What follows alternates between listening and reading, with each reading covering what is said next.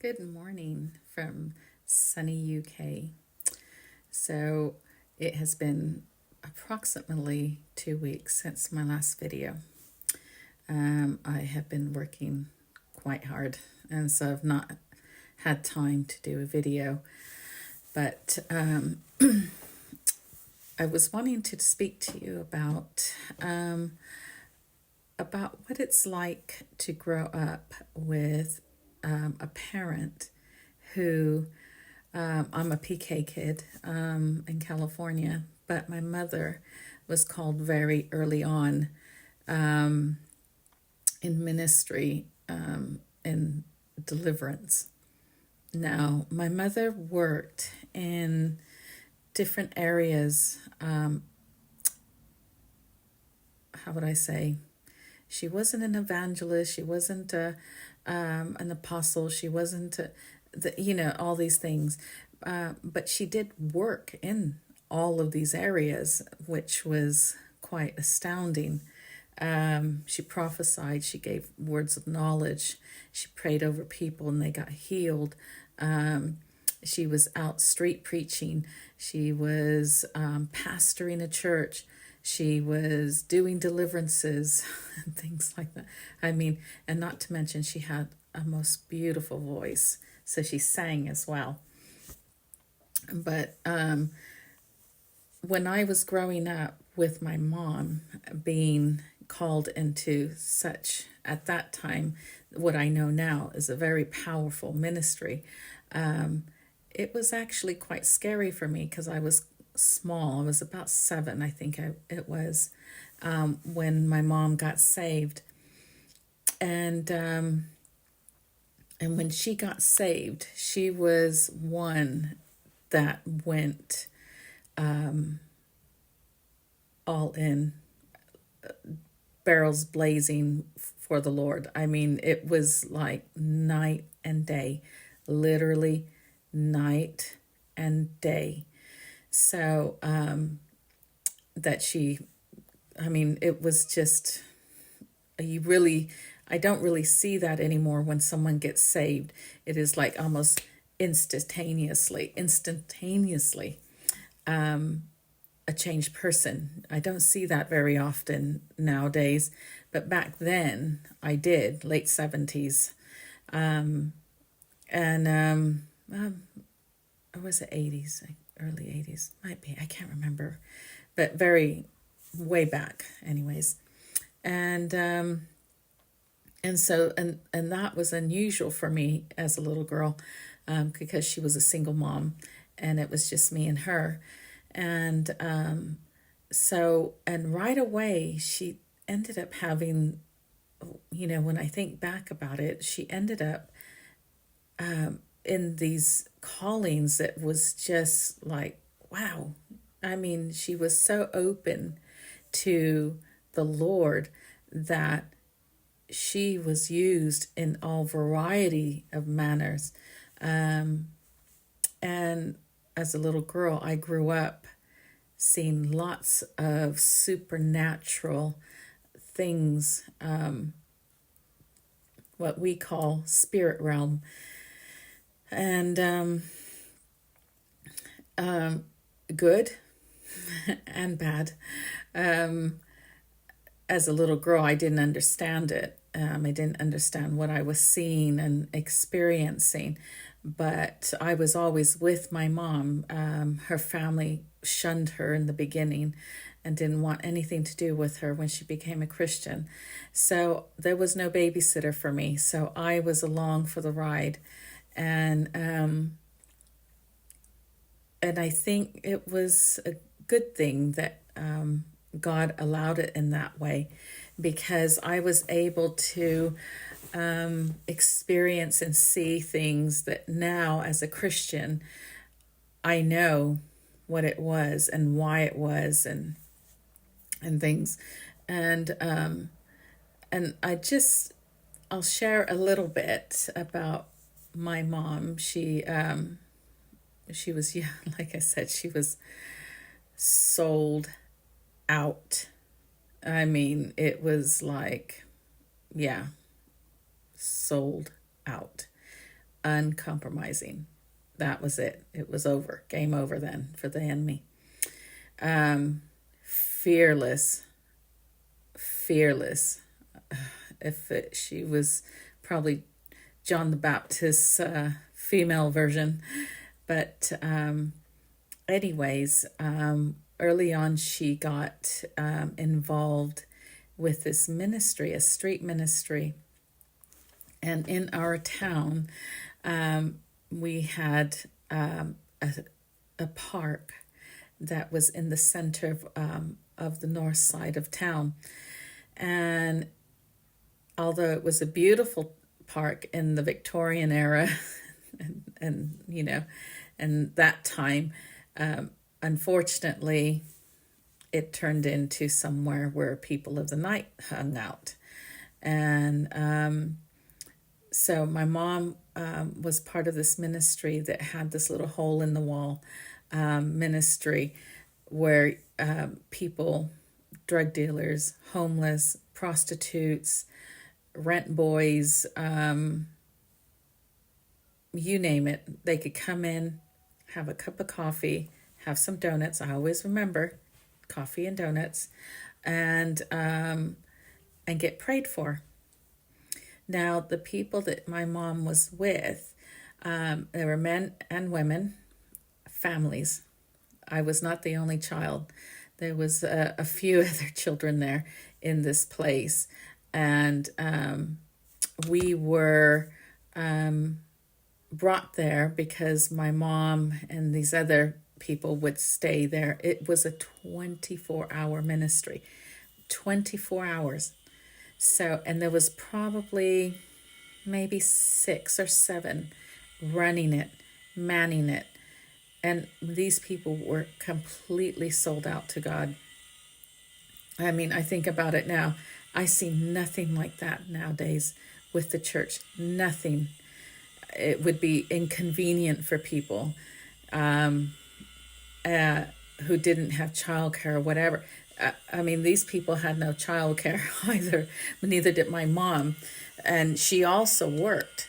And so, but God gave her, I now know that God gave her supernatural strength to go to work 8 hours a day, pick me up from school, take me to the ministry, be there all night. She might have had a few hours sleep, go back to work. I mean, it was literally, I don't know how she did it. Honestly, I mean, now that I know what I know, God is the God of supernatural, you know? And so I, along with the other children, used to sleep there in that little tiny building, and we would just sleep or sleep under the tables and whatever. And people would be in prayer. They'd be praying in the spirit. They'd be worshiping. And I'll tell you what, I would see prostitutes come in, walking in, asking for a donut and asking for somewhere to sit, just, you know, for a break in between their, you know, and so they would sit there, and just the sheer presence of God, they would start shaking. They would just be there shaking. And I remember one wanting to run out, but could not physically run out of the building. She literally could not run out the building. She tried and she couldn't, and she didn't know what was happening. And so she went back over to them, and I can't remember everything, but I remember her not being able to run out. It couldn't happen. And so what ended up happening was that the Lord had a calling on her, from what I now know, because they laid hands on her, and let me tell you, she was absolutely manifesting on the ground. She was contorting. It was something that me and the other kids, our eyes would be like that, just looking like, oh my God, what is going on? And so we would then think, okay, this is scary. We would hide under the covers and we would just be huddled together because we had no idea what was going on. And then, I don't know, it seemed quite quickly, but I'm sure it wasn't so quick. But she got up and she literally looked like a different person. I remember just staring at her. She was just completely like, she didn't look like a prostitute anymore. I don't know what ended up happening to her. I know she ended up coming back a few times, and without being a prostitute anymore, she was completely delivered from all her addictions and everything. And, those were the times when people didn't take names and phone numbers and emails and things like that to check up on you. It was just, you were sent on your way, but you always knew that that little hole in the wall was going to be open 24 hours a day.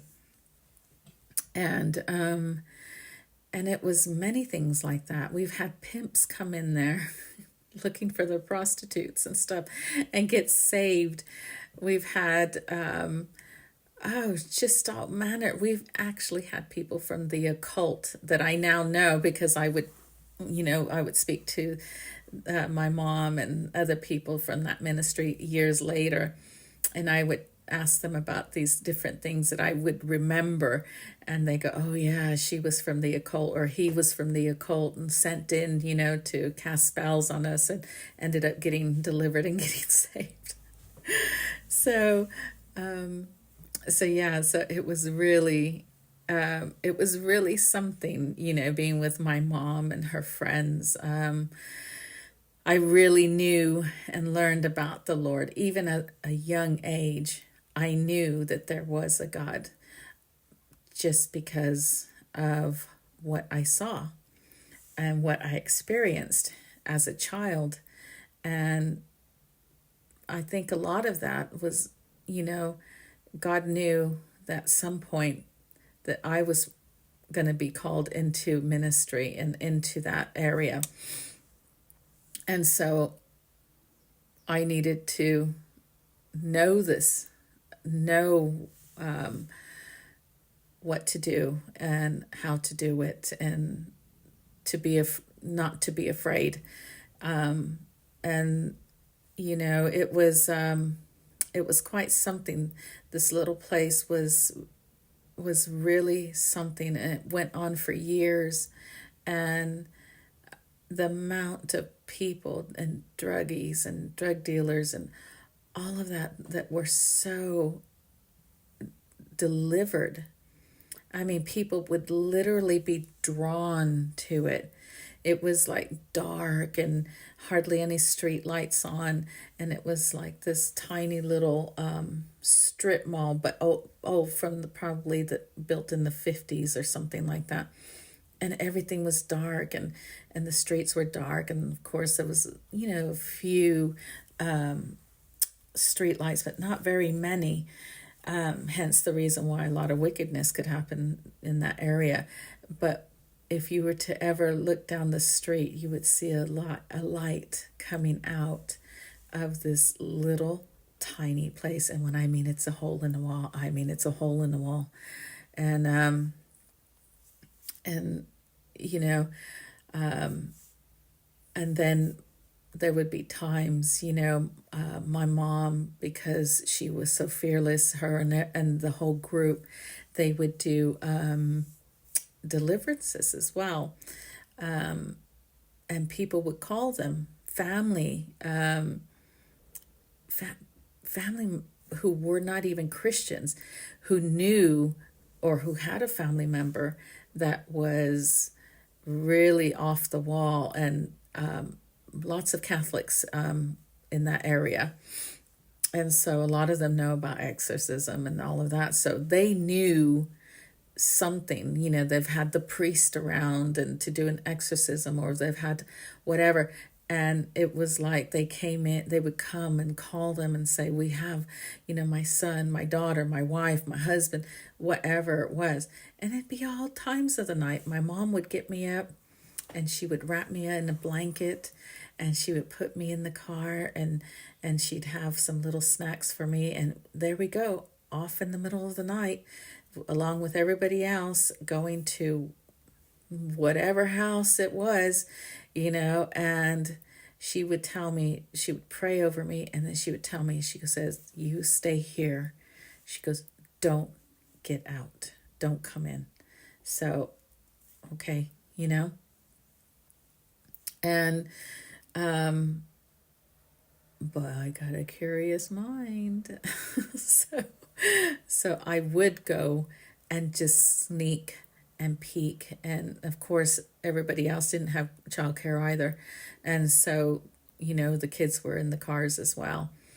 And we would be talking, we'd be playing outside. It'd be like 2, 3 in the morning. And then we would go and peek in and into the whatever house we were at. And we would just have a look at what was going on. And it was all manner of things. I mean, I've seen someone, a petite woman who was, 5 foot nothing and probably 110 pounds, so small, and literally the 5 men could not hold her, and the voices that were coming out of her, and naming themselves and things like that. And just watching my mom, help, in deliverance with this and things like that. And sometimes she would have to do it on her own because sometimes, people wouldn't be around for whatever reason. And then she would have to do it on her own. But, God was so good because he knew ahead of time she was going to have to do it on her own, and he gave her the power and authority to be able to do it on her own. And he protected me, and that was the thing. He protected me throughout the whole time that my mom was doing this. And as a child, because we're more sensitive to the spirit, we can see a lot of these things. And but I thank God that, the Holy Spirit just enveloped me and just kept me safe, because they knew my mom was in there taking care of business and I was outside waiting for her, innocent, not knowing anything, what was going on, where we were going and where we were at. But God was faithful to my mom in protecting me and putting a covering over me. And so, and these things just never bothered me. Then we would go home and go to bed, and go to sleep. And it was something that was,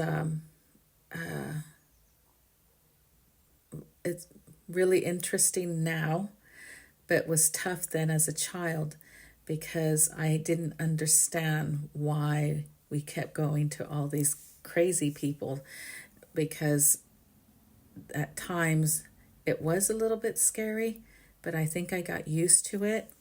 And but I never knew why my mom, why she had to be the one to go out and do it.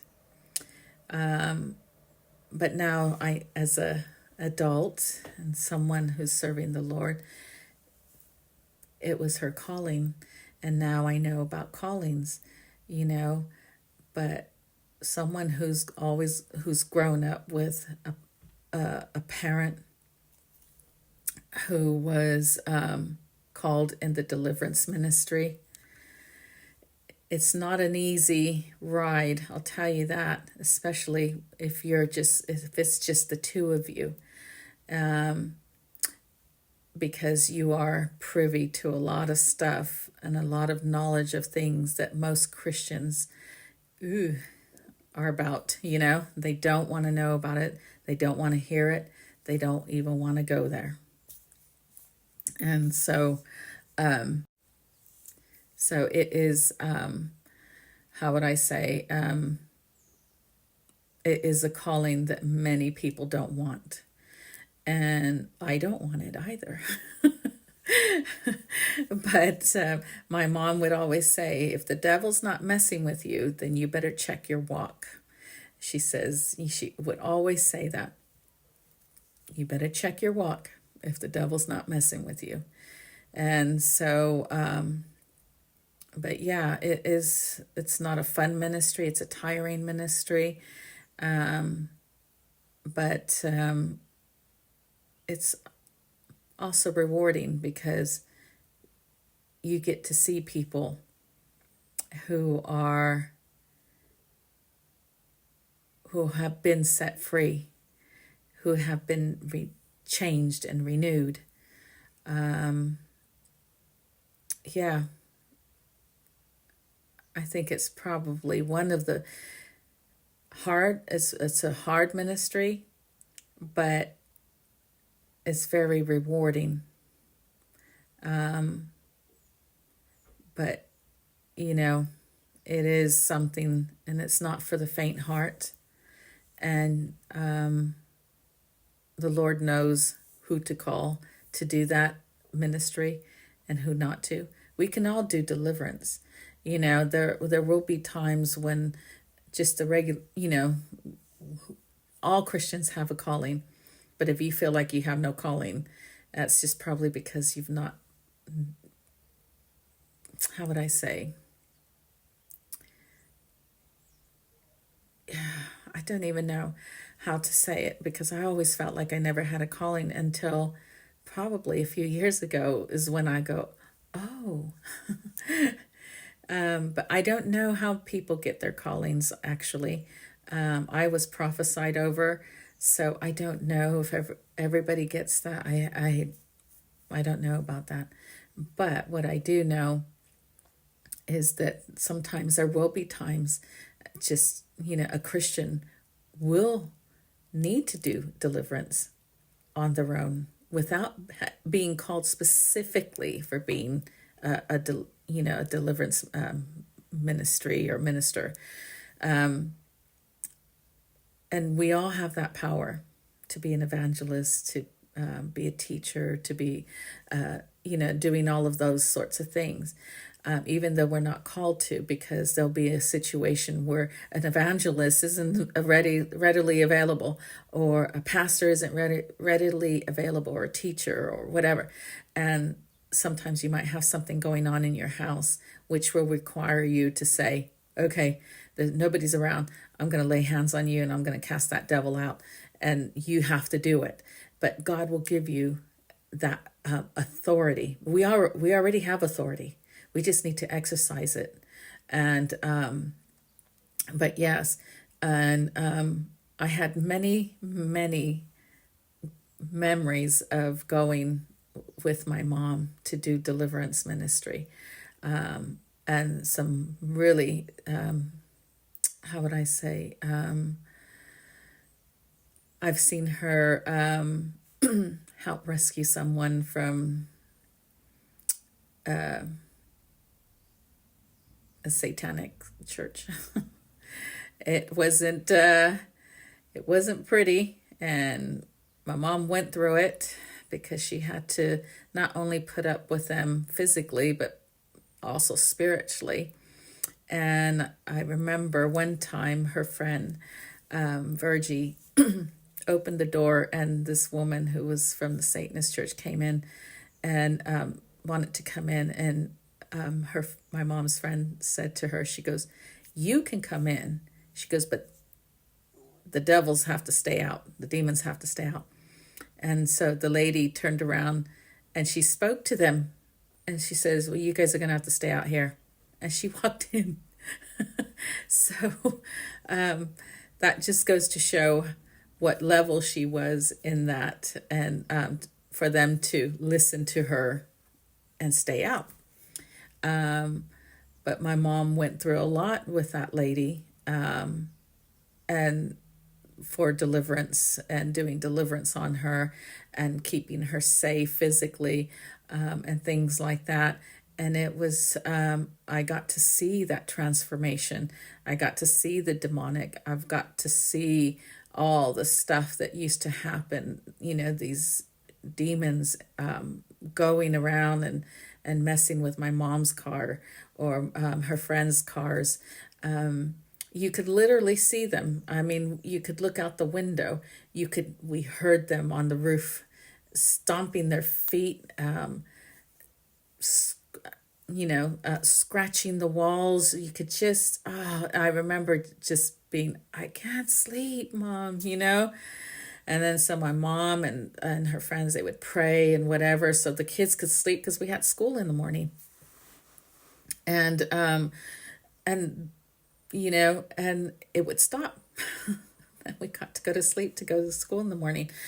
And then we'd have to go again, round two. And it went on for at least a few months because, it was a really hard deliverance that was. But finally, it broke, and this woman was free and ended up becoming the most amazing woman and most amazing pianist. Classical. Amazing. You would have never known that if you had seen her before, what she looks like now or afterwards. This is going back about 25 years ago. But nonetheless, maybe even 30 years ago, I would say 30 years ago. But nonetheless, that was an experience for me because I actually got to see a lot of the demonic, and they are real. The demons are real, and but they might have power, but you have authority, and that trumps their power. So just remember that. And greater is he who is in you. So, and don't forget that. But I also just wanted to just share a little bit. I was just thinking about my mom today and thinking about some of the things we've been through. There's more supernatural stories. But yeah, I'll share some with you a little bit later. But I wouldn't take back my childhood growing up with my mom, who was in the deliverance ministry. And it's helped me now in my walk with God and with dealing with issues here now. So that was preparing me for my future. And I wouldn't change it for the world, actually. So I thank God that I had the mom that I did. She was fierce. She's amazing. Anyways, I hope I didn't bore you I know this went a little bit long, but I found a way to do it longer than 10-minute videos on YouTube. So, because sometimes it's hard to squeeze God into 10 minutes. Anyways, take care and have a blessed day. Bye.